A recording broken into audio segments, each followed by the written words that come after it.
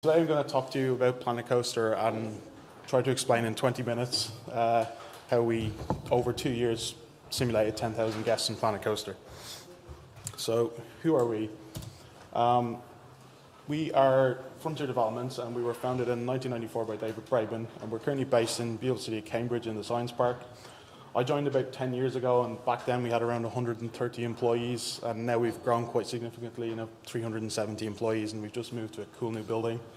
We're a fully independent self-publishing studio now, and you can see all our lovely box art from some of our most recent games and Planet Coasters there on the left-hand side. So my name is Owen McCarthy, and that is me. Our little colleague from one of my colleagues made that. That's my Planet Coaster avatar. I studied computer science in Ireland and then moved to the UK and studied game development specifically.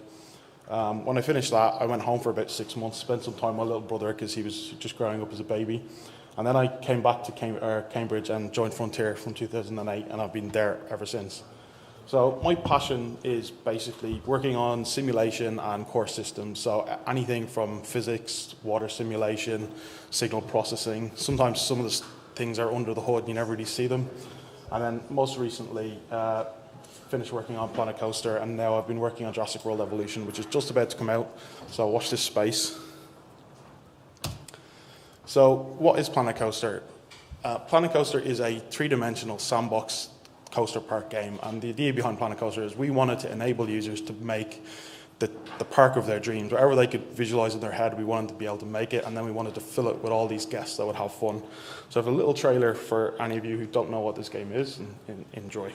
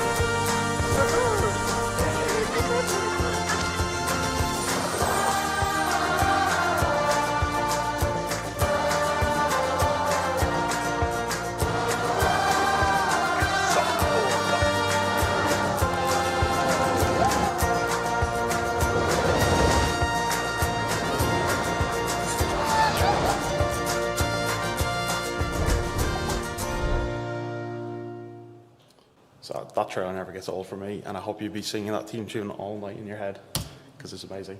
So, yes, like any task in a game, the first thing we've got to do is we've got to plan something. So, for the crowd simulation, we started out trying to figure out what the requirements would be.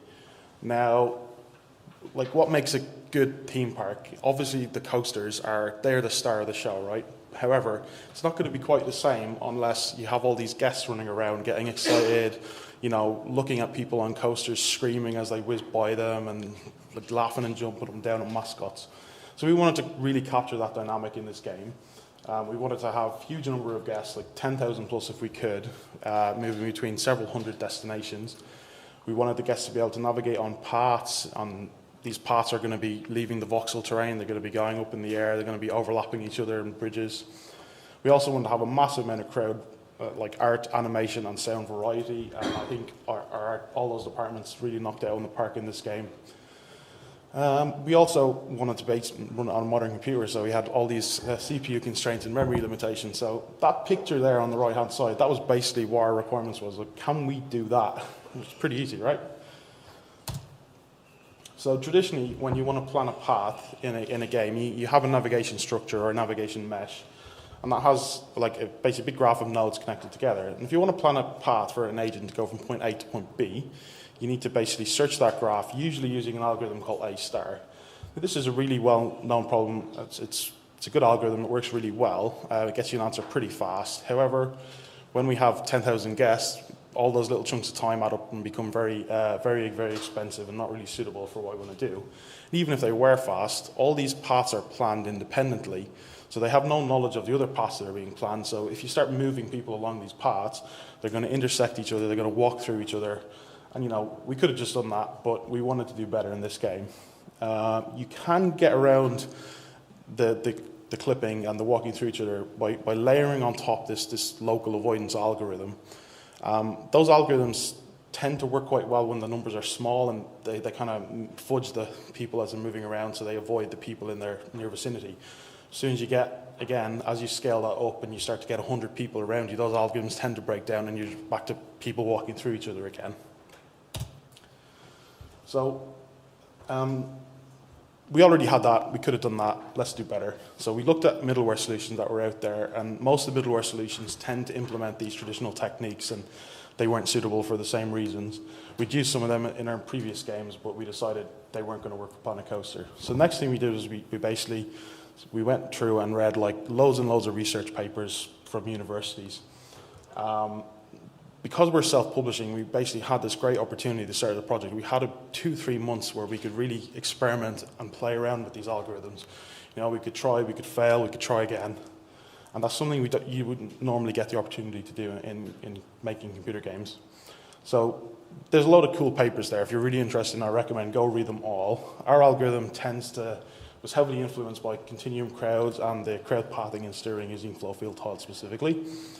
The other cool thing we did was we basically watched lots and lots of crowd footage. You know, we wanted to really be able to get a feel for, was our algorithm like representing a real crowd from, if you look down at them from above, like, you know, things like big events, like fireworks displays in London and stuff like that. I walk to and from work, and every day I'd be walking to and from work, and I'd be watching people as they walk by me, and sometimes I'd move to the side a little bit late and see how the other people reacted, and I still do that today, and I can't get that out of my mindset. So now we need to turn to modern technique. We've read all these papers. One of the common trends we've seen in these techniques is they're all goal-based. And what that means is instead of the traditional techniques of planning all the individual paths from point A to point B and point B to point C, what you do is you plan every possible path that can possibly get to this destination, and you do that in one big calculation. Once you've got that calculation done, you can put as many agents as you want on it. You could put 10,000 on just one goal if you wanted to. Now, that would be a problem for the rendering team then to be able to render that many people. But that's their job, so I let them figure that one out. But that was really appealing for Planet Coaster because we have a limited number of goals that people want to go to. They want to go to coasters, they want to go to rides, shops and things like that. So it scales linearly with the number of goals. They do have a very high memory usage and a very high CPU cost, and the reason that's high is because you need to retain these flow fields in memory for every destination, because every destination is a different flow field, and Planet Coaster has like a 1 kilometer squared map, so you can imagine having all these grids for 1 kilometer squared at a 1 meter resolution. It's going to get quite expensive very quickly. But the best thing about these techniques is because they're planning multiple paths in one go, they're able to make the particles avoid each other, which is, you know, kind of what we wanted to do. So we've done all this research now, and now it's time to kind of start getting our hands dirty. We're programmers after all, and let's kind of go and build a prototype. So we decided to go with flow field techniques for the reasons I mentioned before. You know, the goal-based performance limitation is very appealing. It's got great visual parity with real crowds and how they move. And we've got a few more months to kind of play around with this and see what happens. At the same time, we also had multiple different other systems being prototyped. So the path system was being prototyped, and 3 different path systems were being prototyped, I think. And we had the landscape system being prototyped as well. So we're going to put them to the side because if we worry about them now, we're going to spend time thinking about how we're going to integrate with those systems, and we may end up throwing our algorithm away anyway, so we don't want to waste that time doing that work. So we worry about them later, and kind of going on a little bit of instinct as well. So my instinct told me I could take these algorithms that I'd seen these research papers and make them fully real time in our game. So it was kind of like time to put myself on the line and kind of test my instincts and see if it was right or not. So after a few months, I came up with this. So what you see here is the black is the paths and the white are obstacles, and the spheres are little people moving around. You see these yellow boxes as well. They're representing areas that we want the crowd to avoid if they can. So like dirt or trash is on the ground, or someone's gotten sick because they've gone on the coaster and they've had too much fun. And you can see the people raising it. Already this is looking quite cool. This is our first stress test, and that was 12,000 people all at the same time going to different destinations. And that was running at 40 times speed as well, because that was another feature we wanted to support. Planet Coaster, you can speed up time. So anything we did, we need to be able to also do that with the simulation. So how do flow fields work? The best analogy I've come up with to determine how these work, or to explain how these work, is imagine you have a table, and that has raised edges on it. And on the table, you have several different taps, and each of these taps is representing a different goal that you want someone to go to. You also overlay a grid on top of this table as well. So now you add some marbles, and each tap has a different set of marbles, right? Now when you want to compute the flow for a specific tap, you turn it on, and you let it push around all of the marbles that belong to it, and all of the other marbles are frozen as obstacles. So these marbles will get pushed around the table of the water, and they'll avoid the other marbles, which are the other people in the simulation. Every time the water hits a cell, for the first time, we record the velocity of the water at that entry point, because that's the shortest direction, the path that come from to get from the tap. So we keep doing this, and we fill out this grid until every single cell has got a velocity, and that's our flow field. And what we do then is we then reverse all those directions, because they're now pointing back towards the shortest path to the tap. And so that's flow fields. The next thing we did was we wanted to kind of get rid of all the debug graphics and come up with another little prototype. So what this is a big block out level. We basically made one big giant model and imported that model and put one big giant grid over it. And the next thing we did was we got rid of all the little spheres and stuff, and we put people in there as our first representation of the art coming through, and the animation, and the sound as well at the time. And already this is looking really cool. We're going, okay, well, if we can do this in the game, this is going to be great. I've never really seen a theme park, coaster park game do this before. So like, and already had like people holding hands and stuff, which was nice to see as well. This is closing the park and seeing all the people rush home at the end of the day, which you can do on Planet Coaster now. So yeah.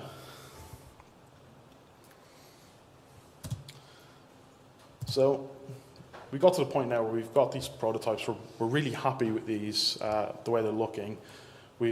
Their performance. So we're going all in now. So we're going to take this into production. So earlier on, I said we put these path systems and the landscape system to the side. Now we actually got to integrate with them. Now, because these are 3D structures, we can't just put a single grid across the entire level. A, it would use way too much memory, and B, it's not going to cope with the three-dimensional aspect of these paths. The paths can leave the terrain and everything. So what we did was we broke it up into much, much smaller grid segments, and each grid segment was like a 4x4 meter segment. Now, that's not enough to obviously cover the whole park. So what we did was we introduced virtual connections, and that allowed us to connect any cell on any grid segment to any other cell on any other grid segment. And these connections would allow the flow to transfer across that connection.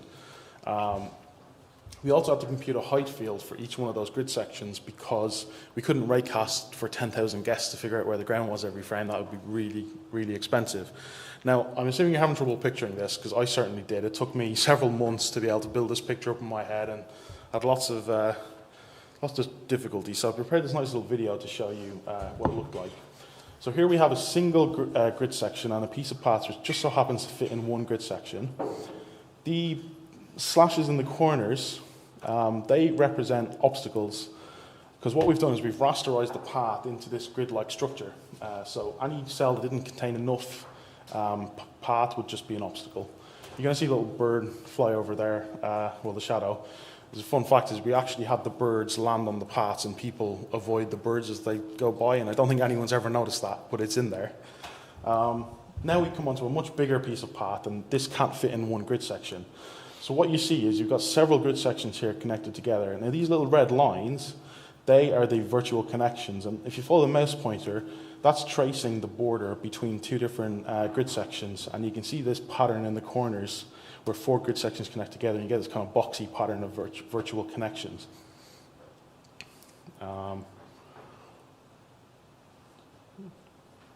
So over here, there's lots of obstacles in this grid section because there wasn't a lot of rasterized path in there, but you also see these little crosses on the edges, and they were to denote where we could turn off and on and off whether or not the flow was allowed to transition across those edges.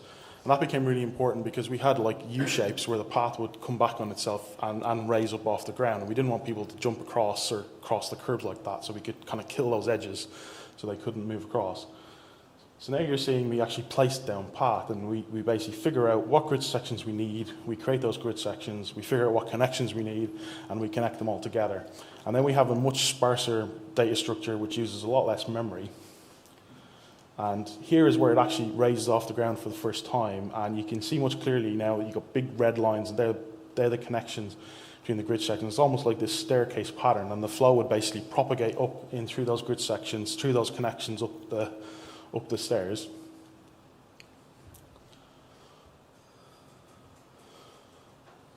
So we only need to store memory for the velocities in those areas and not the entire terrain, because we're not allowing them to walk in the terrain. Here's our first example of an overlapping path where we actually have path on top of paths, and we're able to create grid sections that overlap other grid sections and connect them together. So that was another requirement met. And this was the nightmare scenario that I spent months trying to picture in my head, where we had this really closely knit structure of paths winding up on itself, you know, turning back as quick as it could.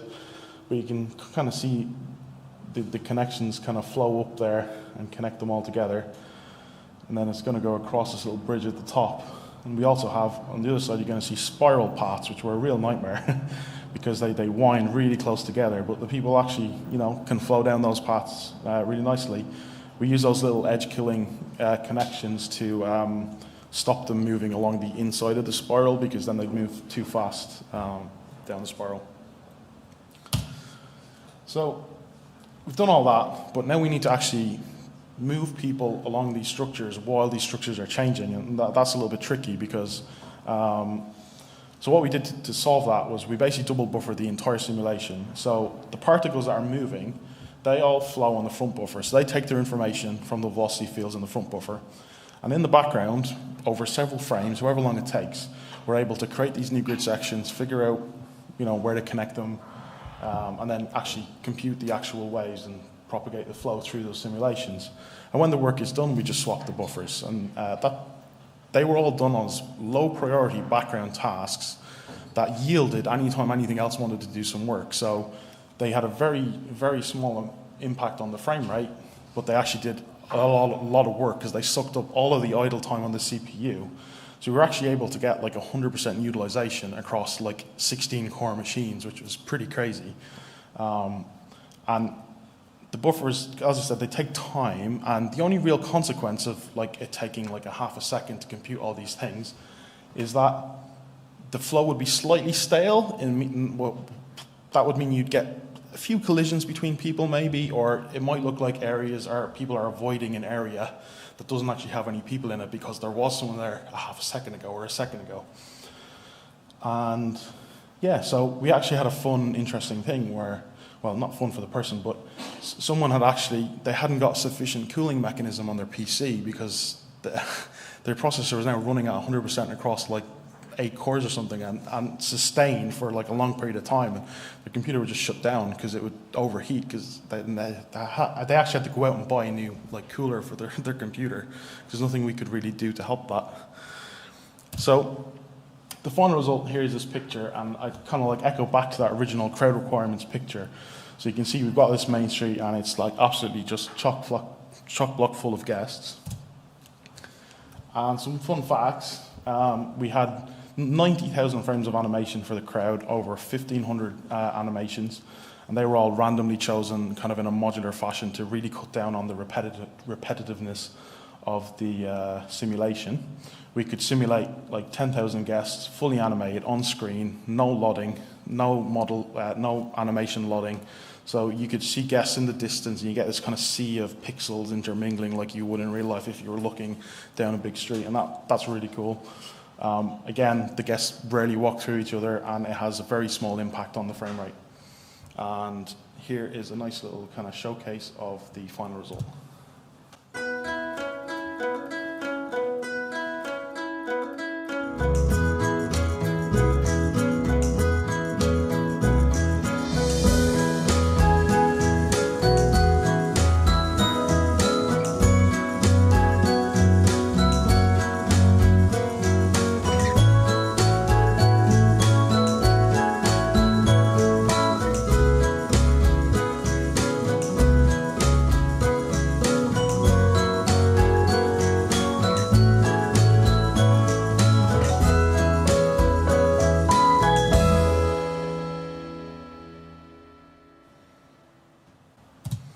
that's our 2-year journey in about 20 minutes. I think I made time. So yeah, and if anyone wants to reach out, there's my Twitter. Yeah, go for it. Ask away. Really nice work. I know you mentioned it was like 100% CPU utilization. I'm just curious about multi-threading and taking advantage of the cores. Yeah, that was every single core was fully utilizing. So basically all the flow field computations are all independent of each other. There's a shared phase at the beginning where you need to get some shared information. Once you've got that information, you can then plan every single flow in parallel. And yeah, we would, 100% across 16 core machines. It was great. Some people really liked it, and then some people thought that it was a bottleneck and went out and bought a new CPU and realized it didn't help anything. I'm interested to know did you try any techniques before flow fields, and what were the problems associated with those that you just couldn't get over?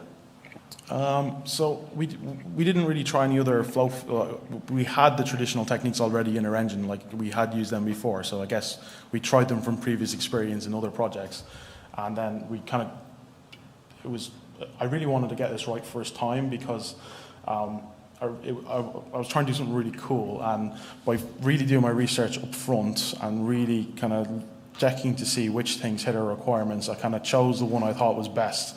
And luckily enough, in this case, it was the best one. If it wasn't, hopefully I would have been able to go and try a different solution. But yeah, we kind of started off with flow fields, and it kind of worked and spiraled on from there. So I was interested in your nightmare scenario of the spiral going up and down the stairs. How did you represent the cells? Because I imagine you wanted to keep the memory requirements down and just have like maybe a 2D map of them at first, but you must have extended that to 3D somehow.